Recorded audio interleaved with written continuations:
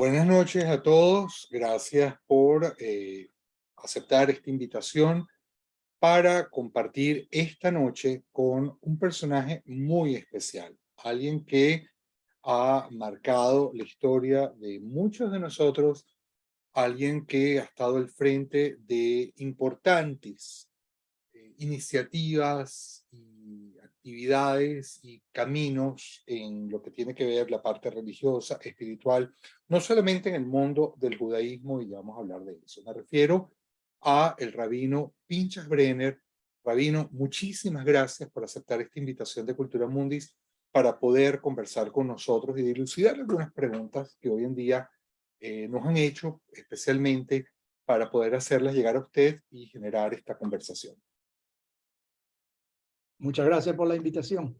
Gracias, Rabino. Estábamos conversando antes, para poder llegar a esta conversación con el Rabino Brenner, hicimos una pequeña encuesta y de esa pequeña encuesta surgieron algunas preguntas que marcan lo que algunas personas han denominado crisis de la religión en el siglo XXI. Por eso, cuando estábamos buscando el título para este encuentro, eh, pusimos hablar de religión. Hablar de religión, no estamos hablando de ninguna religión en específico. Estamos hablando de la relación del ser humano con su fe. Por eso, Rabino, voy con la primera pregunta. ¿Qué es la religión hoy en día en el siglo XXI? ¿Ha variado? ¿Usted considera que ha variado la relación entre el ser humano y la religión en comparación con otros tiempos, el siglo anterior o otra comparación histórica que usted quiere hacer?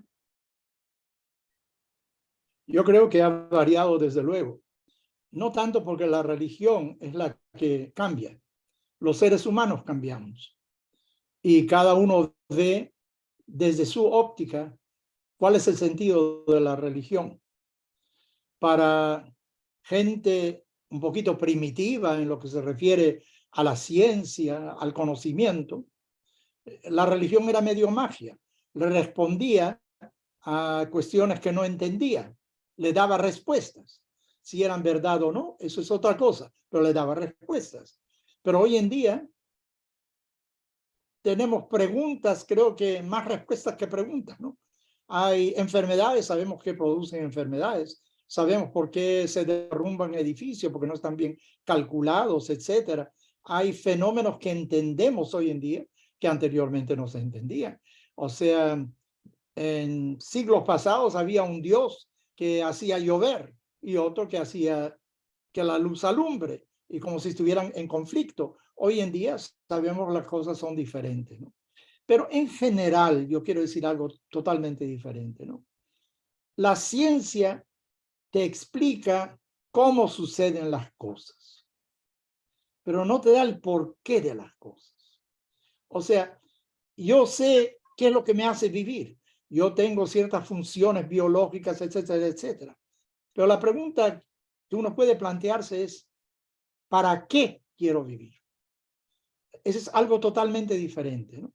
Y la religión apunta hacia responder a esas cosas. Hay otra cosa también que quisiera señalar para empezar, aunque no me la preguntaste, ¿no? Que es la siguiente. Nosotros para estudiar algo, lo que hacemos es descomponer las cosas en partes, cuáles son las partes esenciales y luego ver el conjunto. Entonces uno piensa en el ser humano, por ejemplo, de que es un ser que tiene sentimientos, pero por otro lado tiene necesidades biológicas. O sea, tiene a lo mejor alma o no tiene alma, tiene espiritualidad, no tiene espiritualidad, pero por otro lado, las mujeres dan a luz como, disculpen la comparación, eh, los animales también dan a luz. Recuerdo que en el Perú, yo me eduqué en el Perú, nunca se decía que una mujer va a parir. Parir, ese es para un animal. Una mujer da a luz, para señalar la diferencia. Pero biológicamente, en cierto sentido, es la unión de macho con hembra y eventualmente la mujer es la que da a luz a un ser que crece en sus entrañas. Entonces, para entender las cosas, lo que hacemos muchas veces es buscar cuáles son los elementos principales, fundamentales, pero nos olvidamos del todo. El ser humano es un ser que tiene necesidades biológicas. Tengo que ir al baño, me lavo, pero también tengo aspiraciones, también tengo sueños, y yo soy el compuesto de todo eso. Entonces, aunque para estudiar al ser humano lo que hago es dividir ciertas cualidades que tienes, no debo olvidar de que estoy estudiando el todo, de que el ser humano tiene parte física, emocional, espiritual, etcétera. Es un complejo. Y si te olvidas de eso, creo que entonces no aprecias bien lo que estás estudiando. Usted en esta respuesta que ha dado, de una u otra manera ha abarcado el conjunto de preguntas que tengo, y me gustaría un poco desglosar esto que ha dicho. En primer lugar, Rabino, hoy en día la gente se plantea mucho la diferencia entre religión y espiritualidad. De hecho, hemos visto en lo que hoy en día se llama centennials o los millennials o las nuevas generaciones, que de hecho dicen que no necesitan acercarse a la institución religiosa para sentir su vínculo con Dios. De hecho, muchas derivaciones que hoy en día tiene eh, la forma de aproximación del ser humano, eh, a través de la fe, es diciendo yo tengo una relación directa con Dios, no necesito que me marquen un rito. ¿Qué diría usted sobre esto? ¿Qué diría usted la diferencia entre esta espiritualidad versus religión? Fe versus religión. ¿Es posible establecer eso? Bueno, la nomenclatura que estás utilizando no me encanta, ok, pero creo que entiendo el sentido de lo que me estás diciendo. En la tradición judía hay lo siguiente. Yo puedo, por ejemplo, rezar, o sea, comunicarme con Dios como un individuo. En mi casa, yo puedo dirigirme a Dios. Yo tengo un discado directo con Dios. Pero también hay la noción de comunidad, de que voy a la sinagoga y participo en el rezo junto con otras personas también. Son dos cosas diferentes. O sea, no quiero minimizar ni darle mayor importancia a ninguna de las dos cosas, pero son dos cosas diferentes. Mira, yo puedo estar en mi casa con el televisor, con Netflix, viendo una película, ¿cómo no? La veo, me gusta, no me gusta, me, alguna manera me comunico con los héroes, con los villanos que hay en esa película. Otra cosa es ir al cine. Otra cosa es estar dentro de todo un grupo y cuando tú escuchas el estallido de carcajadas del resto, de alguna manera tiene influencia sobre ti también. No es lo mismo ver una película cuando estás solo que verla cuando estás junto con otras personas. Entonces, lo que quiero decir es que son dos experiencias diferentes. Quiero referirme a otra cosa que creo que hablamos antes, sobre el ritual. O sea, la parte espiritual es la más importante, pero el ritual no es tan importante. O sea, en la tradición judía, por ejemplo, tienes restricciones en lo que se refiere a comida. Esa parte no es tan importante. Lo importante es a lo mejor ser consecuente con tu prójimo, amar al prójimo, ayudar al prójimo. Pero en lo que se refiere a ayunar un cierto día del año, como para nosotros Yom Kippur, el día del perdón, tienes que hacer eso, eso no es tan importante. Y quiero referirme nuevamente a lo que dije para empezar, a lo mejor adelantándome a lo que pienso, ¿no? El ser humano no es solamente un ser espiritual, él es también un ser material biológico. Yo reacciono con el conjunto de todo. Por ejemplo, te voy a decir en lo que se refiere al rezo. En la tradición judía, uno tiene que levantarse todas las mañanas y rezar, el rezo de la mañana. Ahora bien, si alguien extiende la mano y me pide ayuda, yo miro al otro lado y bueno, ok, aquí están los $2 que te doy y se terminó, chao, goodbye. ¿He hecho bien la cosa? No tan bien, pero en lo que se refiere a la persona que recibe el dinero, Bueno, si yo le hubiera dado una sonrisa también, si le hubiera dirigido la palabra, hubiera hecho algo importante también, porque muchas de esas personas lo que quieren también es que lo reconozcas como un ser humano, pero por otro lado, para alimentarse necesita cierta cantidad de dinero. Pero has hecho algo. En el caso del rezo, si tú simplemente repites palabras y no tienes ninguna intención, no tienes ningún pensamiento, reflexión detrás de eso, estás leyendo un diccionario, lo que estás haciendo. No estás haciendo nada. Entonces, tiene sentido decirte a ti que vayas a rezar todas las mañanas.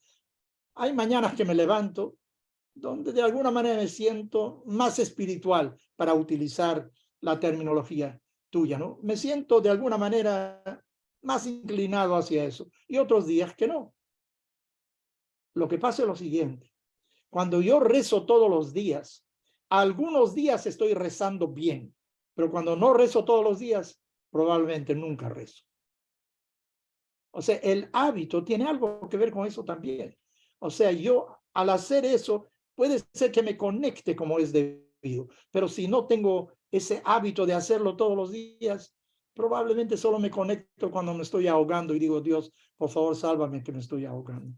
Así que es muy difícil de alguna manera dividir la parte práctica, la parte física, la parte que tiene que ver con el rito, con lo que es el sentido del ritual. Claro, en el caso, repito de nuevo, de un rezo que no tiene espiritualidad detrás, que no tiene sentido detrás de eso, estás leyendo un libro, no estás haciendo nada en realidad que importe. Además, hay otra cosa. El rezo, por ejemplo, tiene que ser transformativo. No es que le estoy pidiendo a Dios. De alguna manera, estoy admitiendo que necesito a Dios para tener ciertas cosas. O sea, de alguna manera reconozco mis limitaciones. De alguna manera me hace pensar sobre mí mismo. No es tan solo el pedirle a Dios. En el Talmud dice lo siguiente: ¿por qué tenemos nosotros en la tradición judía, al menos, ¿no?, 3 rezos al día, en la mañana, tarde y noche? ¿Por qué? Porque cuando existía el templo en Jerusalén, donde habían sacrificios animales, que tampoco puedo interpretar, había sacrificio en la mañana, sacrificio en la tarde y en la noche. Una vez que fue destruido el templo de Jerusalén, entonces nuestros labios, nuestras palabras ocupan el lugar de los sacrificios. Y por eso tenemos mañana, tarde y noche. Pero el Talmud dice otra cosa también. ¿Saben por qué rezamos 3 al día? 3 veces al día. Porque los 3 patriarcas, Abraham, Isaac y Jacob, nos enseñaron a rezar. Abraham nos enseñó en la tarde y Jacob en la noche. Esto, y a quien quiero citar por lo menos una vez ahora, a lo mejor lo cito muchas veces más, que se llamaba Yosef Dov Halevi Soloveitchik, la mente más ágil y profunda del siglo XX en el judaísmo que muchos conocimos. Él dice lo siguiente, que tiene razones. Una razón es porque en el templo habían sacrificios a esas horas, y otra razón porque los patriarcas hicieron tal y tal cosa. Generalmente, si tienes una solución, tienes 2, sirve de tanto, ¿no? ¿Para qué lo de los patriarcas? Y él dice, porque los patriarcas rezaron. Nosotros no sabríamos de que el ser humano puede comunicarse con Dios. Abraham le reta a Dios en cierto momento, le dice: vas a destruir una ciudad, ahí hay gente justa, los justos van a morir también. ¿Cómo es posible que quien es totalmente justo cometa una injusticia? Él osa retar a Dios, o sea, se comunica con Dios. Si tú crees que Dios es un ser totalmente diferente, que creó el universo, que es incomprensible para el ser humano, ¿de dónde viene esa comunicación? Bueno, aparentemente en la tradición judía, por un lado, Dios es todopoderoso, por otro lado también es mi padre, por otro lado es mi familia, por otro lado Él siente conmigo. En la tradición judía hay muchos salmos, por ejemplo, que dicen que cuando salimos al exilio, Dios salió al exilio con nosotros. Dios va a regresar del exilio con nosotros. Todo esto, desde luego, es figurativamente, no es nada físico ni nada por el estilo. La idea de poder comunicarte con Dios, yo creo que es una gran fuente de consuelo para el ser humano, que no está solo en este universo. Y no obstante que la ciencia nos responde paso a paso, año tras año, a soluciones, a entender mejor este mundo. Mira, no hay comparación. Yo creo que en el siglo XX, una vez escuché a alguien decir de que se hizo más avances tecnológicos y científicos que en todos los siglos anteriores, en un solo siglo. Y eso está avanzando geométricamente, exponencialmente, el avance tecnológico. Sin embargo, estamos por terminar, creo, lo del virus. Espero que así sea, ¿no?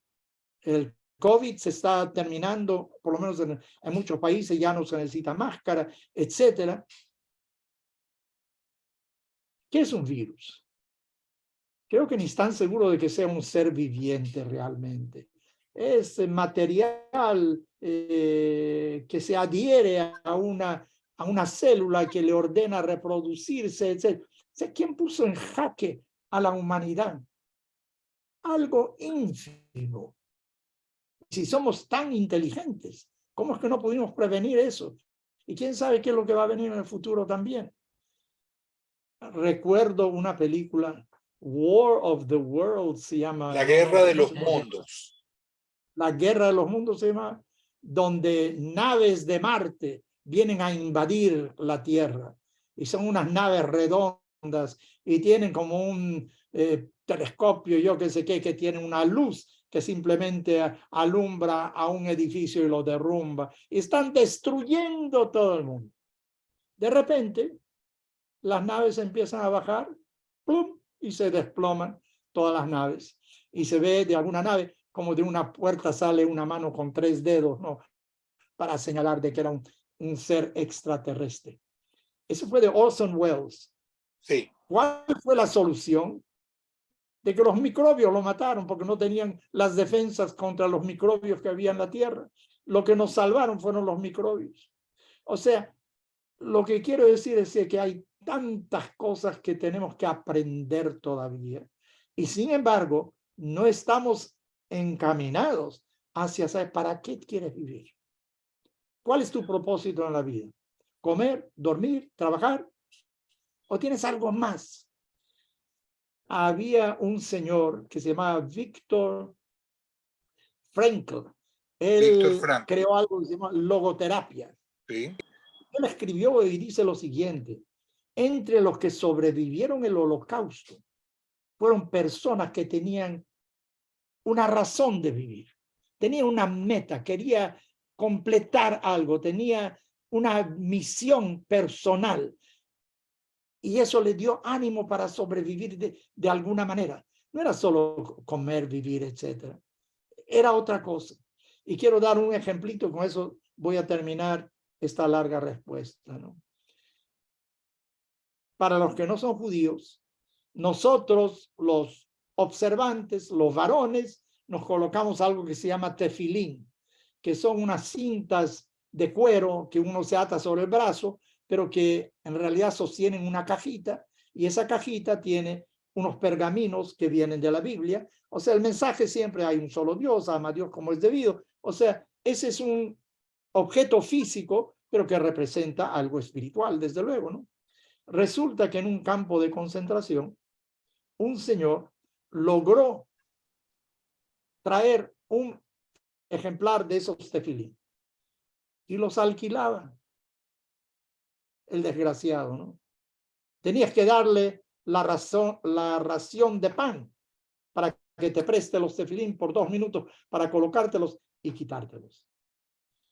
Y uno ve de que en un campo de concentración hasta dónde puede llegar la bajeza humana, que por algo que debería ser espiritual, religioso, se estaba aprovechando el tipo.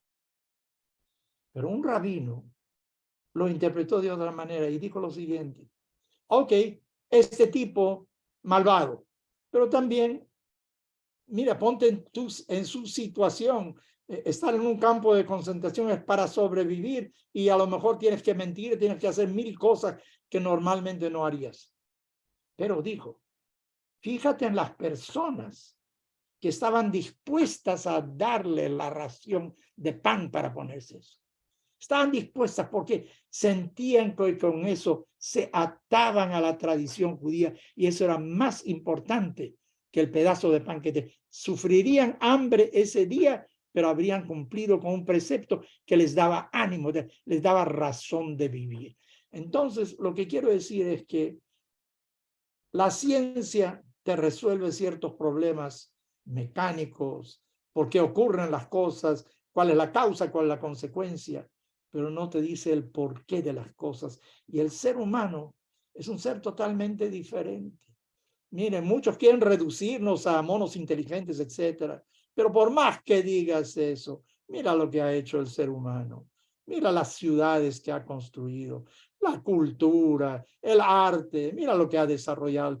El ser humano es algo totalmente diferente, que no se satisface solamente con vivir para comer y para respirar, para trabajar y para procrear.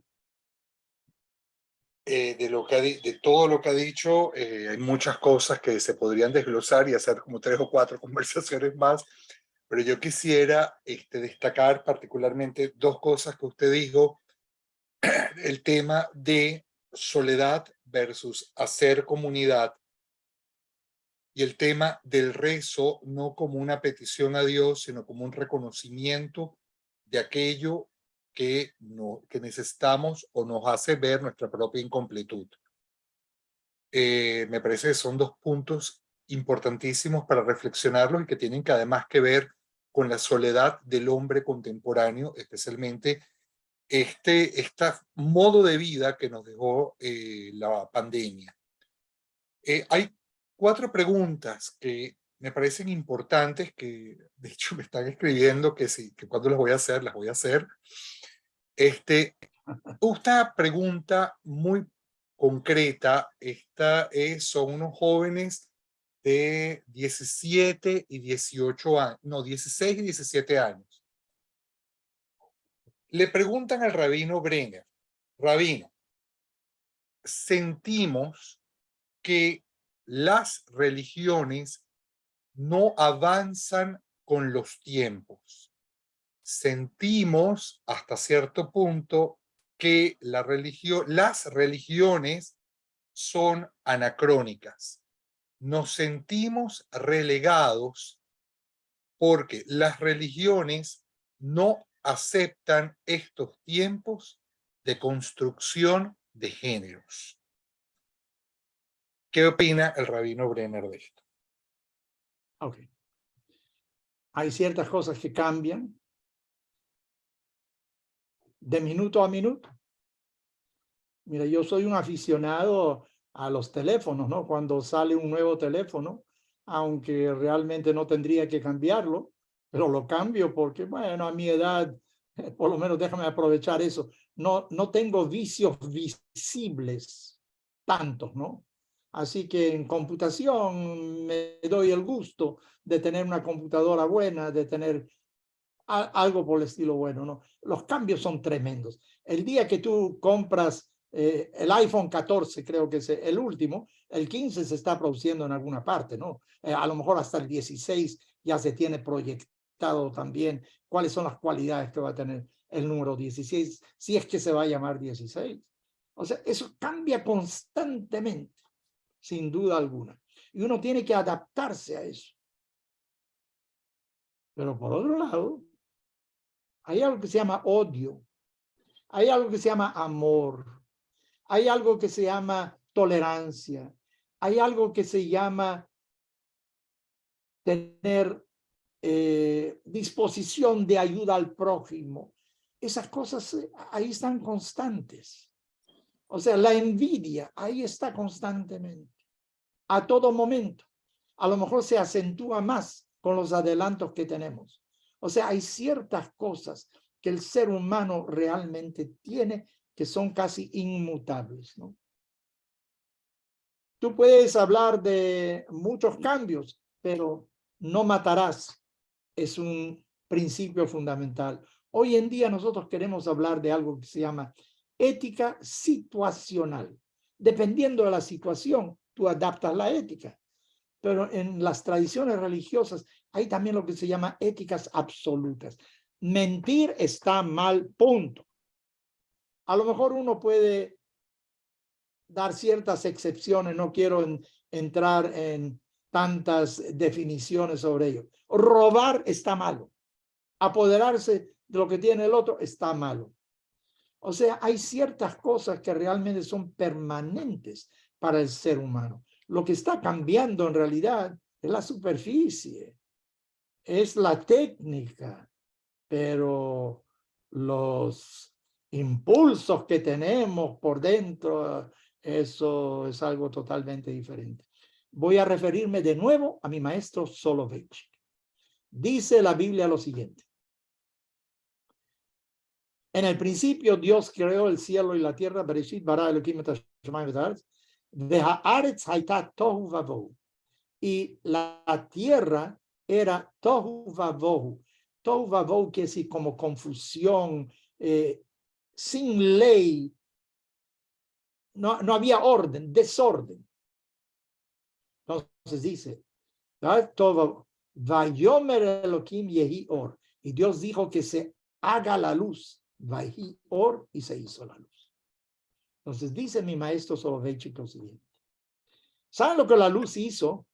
La luz hizo fue, puedes ver el mundo ahora tal como está, la belleza de lo que hay, que no podías ver antes. Pero el desorden que hay dentro, eso no lo arregló la luz. No se arregló. Johnny, creo que tú eres psicólogo, ¿no? Sí, cómo no. Psicoanalista y ¿No? psicólogo. Ok. Mira, por fuera yo parezco ser un ser medio cuerdo, me estoy comportando bastante bien. ¿Quién sabe lo que hay dentro? ¿Qué remolino hay dentro de mí, debajo de esa superficie, debajo de esa piel, ¿no? ¿Qué conflictos que tengo que lidiar a todo momento? O sea, una cosa es lo que tú ves por fuera, cómo se ven las cosas. Por otro lado, lo que se ve en eso. Dice de que nuestros conocimientos se parece a una esfera enorme, donde la ciencia ve lo que hay en la superficie de esa esfera, pero no tiene la menor idea de lo que está pasando debajo de la superficie de esa esfera. Todas las guerras, los conflictos, los antagonismos, etcétera, que hay. Mi maestro también decía lo siguiente, de que Dios creó la luz y luego separó la luz de la oscuridad.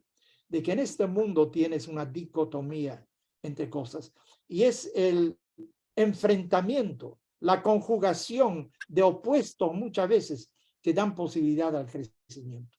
Mira las amebas que se parten, bueno, una ameba, 1000 amebas, pero todas son iguales. Para el crecimiento, para la variedad, para la posibilidad de escalar, tienes que tener dos sexos. Tienes que tener el encuentro de dos cosas. Y en el mundo siempre tenemos ese conflicto que hay. Y es gracias a ese conflicto que vamos progresando. Últimamente pienso lo siguiente, ¿no? Que está mal, ¿no? Pero eso es lo que pienso, ¿no? Los éxitos no son importantes, los fracasos son importantes. Uno solo Estoy de acuerdo. aprende, Estoy de acuerdo con uno usted. solo aprende de dónde se equivoca. Ahora, No sé, creo haber leído en una oportunidad que para inventar el bombillo, no sé cuántas mil experimentos se hicieron hasta que, ¡boom!, finalmente encontró. Cada vez encuentras qué es lo que no sirve y vas definiendo mejor, refinando cuál es la respuesta que quieres obtener. O sea que a lo mejor los conflictos que tenemos los seres humanos sirven para el desarrollo, para el crecimiento. Ahora, yendo a lo que los jóvenes están diciendo, nosotros leemos la Torá, que es el Pentateuco, la primera parte de la Biblia, anualmente en la sinagoga, y si uno no va a la sinagoga, tiene que leerlo en la casa. Está dividido en tantas y tantas partes, cosa que en el transcurso de un año terminas de leer el Pentateuco. Y cuando terminas de leer el Pentateuco, lo empiezas inmediatamente de nuevo para señalar de que eso nunca termina. Y mi pregunta es, yo creo que vi Los Tres Mosqueteros con Cantinflas 9 veces, creo. No estoy seguro cuántas veces vi esa película. Romeo y Julieta también tenía. Bueno, ustedes son de otra generación, pero durante la Segunda Guerra Mundial, en Lima, Perú, donde yo crecí, no habían películas americanas porque estaban en guerra, las películas eran mexicanas, eran argentinas, y Cantinflas era uno de los héroes de aquellos tiempos. Vi varias veces, ¿no? Pero hay gente que dice, ya la vi, ¿para qué voy a ver la película de nuevo? Tú vas a la sinagoga y te leen la misma película, te muestran la misma película anualmente. O sea, después de tantos años dicen, bueno, ya basta, vamos a cambiar de texto. La pregunta es buena, la respuesta no es tan buena, pero la pregunta es buena. ¿Por qué no cambiamos de texto? Pero a lo mejor lo que Sí, nos está señalando es que el escuchar, el leer, el estudiar, no es un acto de que yo estoy entendiendo un libro. Es un diálogo que yo tengo con el libro. Cada uno lo lee de manera diferente. Mira, si no fuera así, no habrían abogados en este mundo, ¿no? Ahí Rabino, está la Constitución, ahí está la ley. ajá, ¿Perdón? y que en esta misma pregunta, Lo que quiero decir un momentito es que yo estoy cambiando anualmente. Cuando yo leo la Biblia el próximo año, no es el mismo Rabino Brenner que está leyendo la Biblia. Si es el mismo Rabino Brenner, debo suicidarme, porque quiere decir que no cambié nada. Tú cambias, tú entiendes las cosas de manera diferente. Y si tú crees que son verdades absolutas, te profundizas en ellas de manera diferente. Discúlpame, dale, John. dentro de estas preguntas de quienes hablan de anacronismos, me dicen que si las religiones avanzaran, permitirían que cambiara el rol de la mujer, es decir, que mujeres que quieren oficiar rezos pudieran hacerlo. ¿Qué piensa usted de las mujeres que ofician rezos, sea en iglesias o sinagogas? Bueno, voy a referirme a la sinagoga, a la iglesia, no tengo potestad para decir qué es lo que hay que hacer. Pero yo creo que el oficiar, desde luego, es una consecuencia del hecho de que estamos enseñando a las mujeres al igual que los hombres y quieren tener los mismos derechos. Y hoy en día estamos padeciendo un poco en el mundo occidental de eso, ¿no? Donde de alguna manera se quieren limar las diferencias entre los sexos. Y había un libro, ¿no? Que se llama Men are from Mars, Women are from Venus, creo que se llama, ¿no? Las mujeres vienen Correcto. de y los hombres de Mars. Hay ciertas cosas que son un poco diferentes. No es lo mismo ser el padre que la madre, que por 9 meses tuvo a la criatura adentro. La relación de la madre es totalmente diferente que la relación del padre. Es otra, es otra. Las hormonas son otras. Lo que creo que hay que tener cuidado es el mismo derecho ante la ley. No puede ser de que yo viole como hombre una ley y que la mujer lo viole y que la respuesta de la ley sea diferente. Debemos ser iguales ante la ley. Hoy en día se está enseñando mucho más que en épocas anteriores a mujeres el Talmud, que es un estudio un poquito avanzado dentro de la tradición judía, se le enseña a mujeres igualmente. Mi madre, que en paz descanse, nació en una familia religiosa, nunca fue a una escuela, pero su padre, que era de avanzada, mi madre nació en 1896. Estoy hablando de unos años atrás, ¿no? 1896, en Polonia, en una aldea donde, dicho sea de paso, nunca nos falló la electricidad. Quiero que sepan eso, ¿no? No había servicio eléctrico. No había agua potable. O sea, habían pozos de agua. Nació en la Edad Media.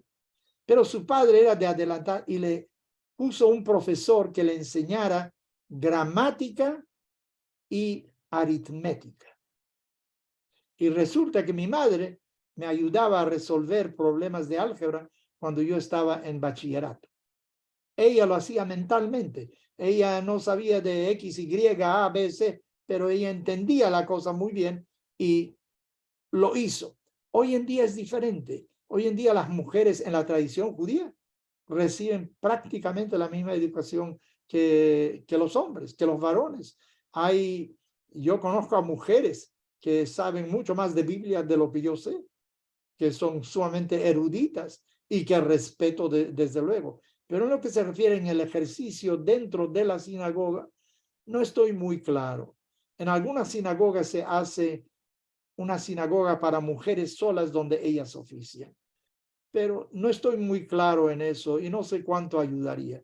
Yo creo que lo más importante es que sean iguales ante la ley, que tengan las mismas opciones de estudiar, de avanzar, de enseñar, de ocupar puestos de liderazgo dentro de la comunidad judía, etc. Nos quedan dos preguntas que le voy a hacer. La primera, algo que, esta es una pregunta mía concretamente, siempre me pareció admirable el trabajo que durante mucho tiempo usted, junto con otras personas de otras religiones, llevó al frente de CRISEF. Creo que poca gente hoy en día recuerda qué fue CRISEF. Si usted nos pudiera hablar brevemente lo que significó CRISEF y la actualidad de CRISEF, ¿qué pudiera decir?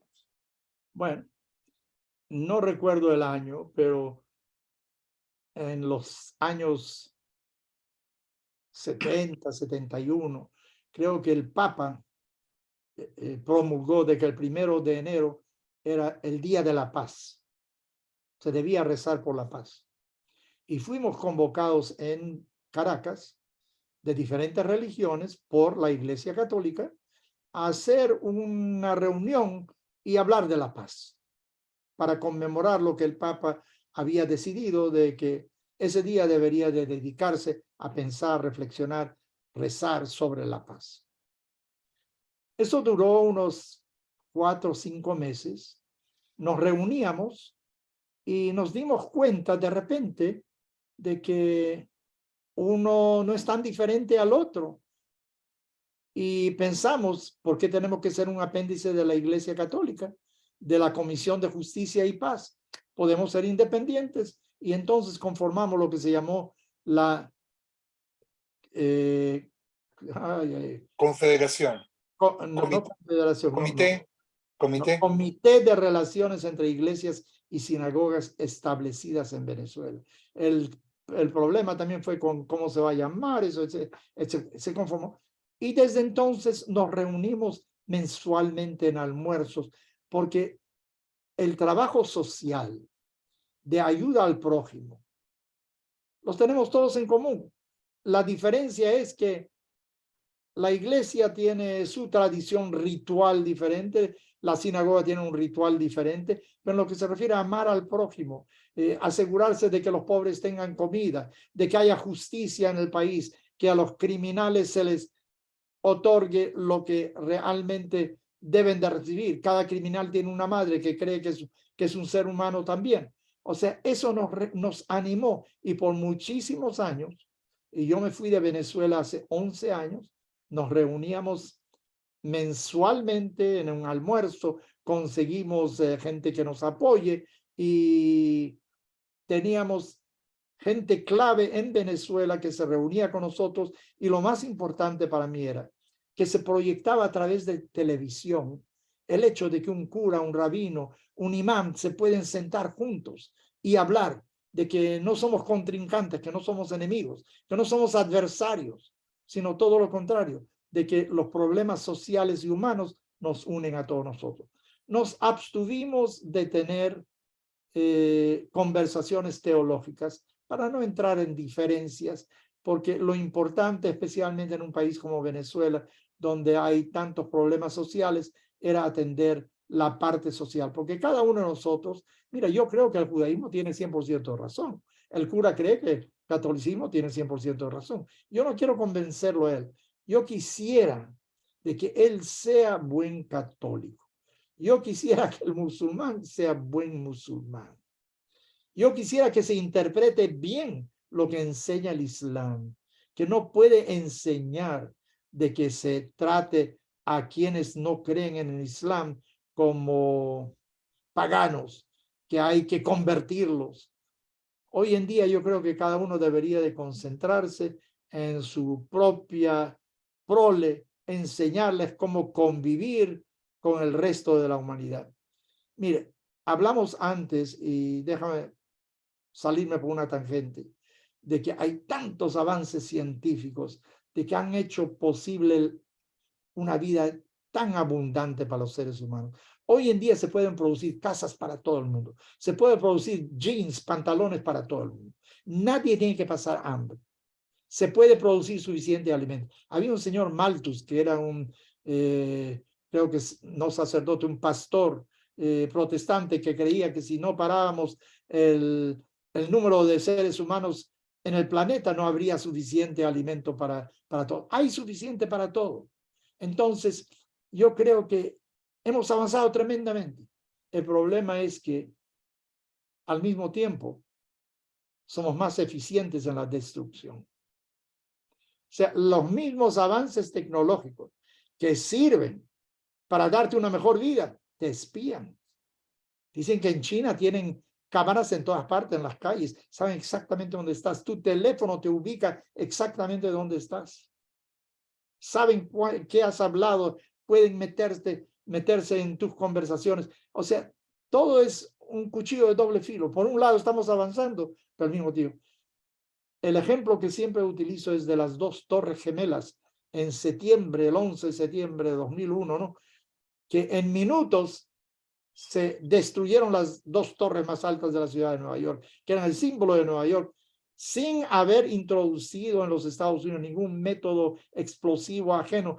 Aviones americanos fueron los que destruyeron eso. ¿Cuánto tiempo demoró construir esas dos torres? 10 años, 8 años, entre los planos, entre pensar las diferentes opciones que habían, mucho tiempo, y se destruyeron en minutos. La destrucción es mucho más eficiente que la construcción. Así que creo que hoy en día, más que nunca, debido al avance tecnológico y científico, tenemos que tener un amarre, un ancla, ya me olvidé cómo se dice.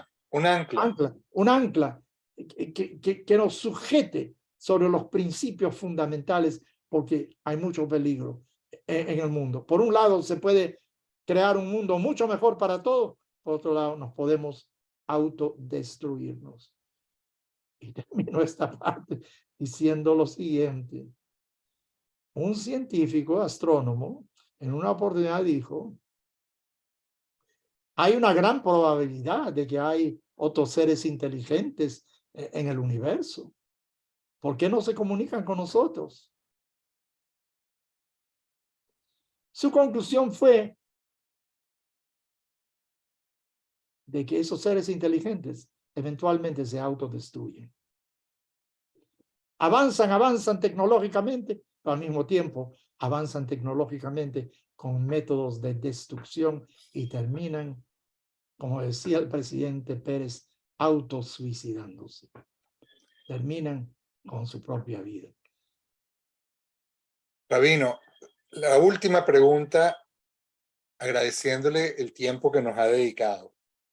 Si en este momento alguien abriera el chat para poder hacerle usted le haga una pregunta y vemos que es Dios y que le dice: Pinchas, pregúntame lo que tú quieras, ¿qué le preguntaría usted a Dios? ¿Qué le pediría usted a Dios? La verdad es que hay muchas cosas que no entiendo de Dios. O sea, cómo es que ocurrió un holocausto. Aunque el holocausto fue perpetrado por seres humanos, ahí murieron niños inocentes. ¿Cómo es que eso ocurre en el mundo? No lo entiendo. Esa es la verdad. La verdad es que si comprendiera a Dios, sería Dios. O sea, es incomprensible. Hay ciertas cosas que no entiendo. Por un lado, siento de que hay injusticias que no deberían de existir. Por otro lado, si niego a Dios, me quedo con un vacío enorme, emocional, con un vacío existencial que en realidad pone en peligro mi vida de continuar viviendo sobre el planeta. Si niego a Dios, queda dentro de mí un vacío existencial que pone en riesgo mi vida en el planeta. Gracias, Rabino Brenner. Le agradecemos en nombre de Cultura Mundis enormemente esta posibilidad que nos ha dado para escucharlo con respuestas tan importantes y que tienen que ver precisamente con este tema de la existencia hoy, 31 de octubre de 2023. ¿Algunas palabras para despedirse? Bueno, gracias por invitarme y para despedirme quiero decirte lo siguiente. En 1897, no estoy seguro, 96, 97, un señor que se llamaba Teodoro Herzl convocó un congreso sionista, que fue el principio realmente del sionismo político, del cual eventualmente nació, fue puede ser que en el 98, porque él dijo proféticamente que 50 años después, o el 97 o 98, de que iba a haber un Estado judío, ¿no? Y convocó a líderes del pueblo judío diferentes, no quiero entrar, y se tocó una música que muchos identificaron como un poema moldavo de Smetana. Y era en realidad la melodía que luego se adoptó como Hatikva, con un poema de un señor Herzl Imbar. Y antes del establecimiento del Estado de Israel, ese era como el himno del movimiento sionista. Hatikva se llama. Hatikva quiere decir la esperanza. Yo creo que si no tienes una mirada hacia el futuro, hacia una esperanza, cualquiera que sea tu situación, en el país donde vivas, en la sociedad donde te encuentres, y crees que estás en un callejón sin salida, nunca debes de perder la esperanza de que hay una posibilidad de salir de esa situación, porque el ser humano de alguna manera crece con cada uno de los desafíos que se le presentan, cada uno de los obstáculos, lo que hace realmente afinar al ser humano, tal como los golpes al acero para la espada, yo que sé, que se hacen para que se tenga mayor filo. Creo que cada una de esas experiencias sirven para que el ser humano crezca. Así que donde te encuentres, no pierdas la esperanza. Si tienes problemas en la familia que crees que son insolubles, hoy lo son, pero no pierdas la esperanza, porque el ser humano es un ser dinámico que cambia constantemente. Y si pierdes la esperanza, realmente lo que estás invitando es a la desesperación y a la eventual destrucción. Así que Hatikva, esperanza para todos. Gracias, Rabino. Gracias y gracias a todos ustedes por habernos acompañado. Shalom. Shalom.